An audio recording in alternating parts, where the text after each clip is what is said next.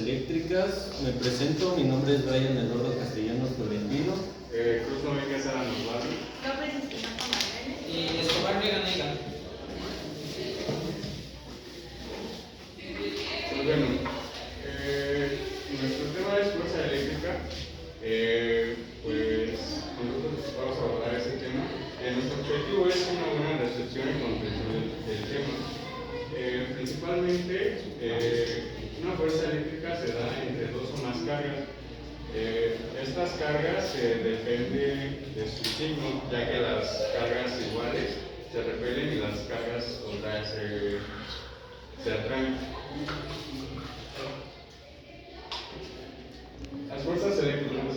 Estas fuerzas eléctricas mantienen unidas a las partes del átomo, a los átomos de las moléculas, a las moléculas que conforman estructuras macroscópicas, y también este tipo de fuerzas se dan en el día a día.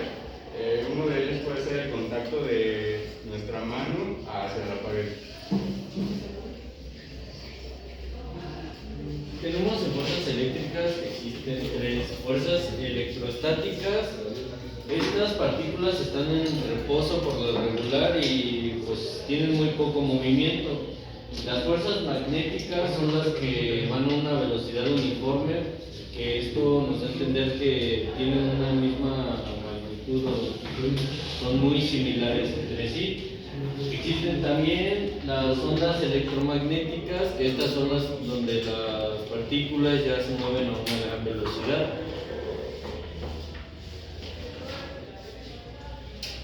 Fuerza eléctrica y gravitacional. Una forma existe fuerza eléctrica de atracción entre un electrón y los protones del núcleo. Por ejemplo, aquí es el núcleo que está conformado por protones y neutrones. Afuera en la órbita están los electrones y esto conforma que es un átomo. Algún ejemplo de esto que es la fuerza gravitacional es en el sistema solar, que por ejemplo el Sol tiene una fuerza gravitacional contra los planetas. Las características que tiene es que se necesita tener una interacción de por lo menos dos partículas para que exista. Es dinámicamente proporcional a la magnitud que tienen las cargas. Es inversamente proporcional al cuadro de las distancias que separan las cargas. Se encuentra referida por medio de cargas puntuales. Es una fuerza que deriva de un potencial que puede ser atractiva o repulsiva. Cumple con el principio de superposición dependiendo del medio en el que estén inmersas las cargas.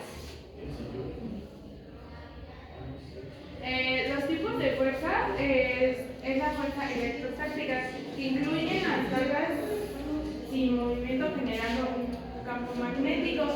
Fuerzas electromagnéticas son las cargas de movimiento que generalmente generan los campos eléctricos dependiendo de la forma de su movimiento.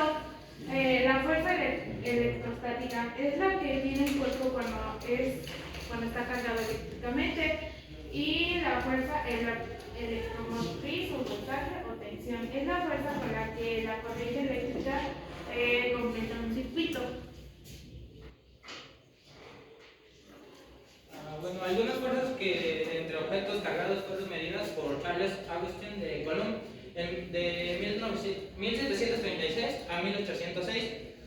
Por ejemplo, él utilizó las balanzas de torsión diseñadas por él.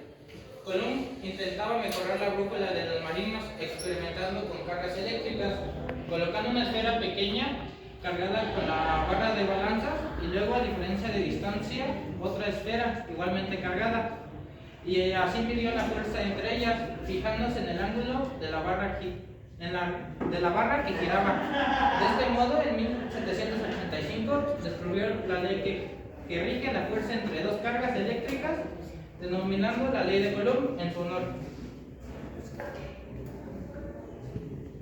Bueno, como conclusión tenemos que estas cargas eléctricas provienen de los átomos, y yo creo que es un tema que encontramos muy interesante, y nos damos cuenta, en nuestra vida cotidiana podemos encontrar todas estas fuerzas eléctricas. eléctricas.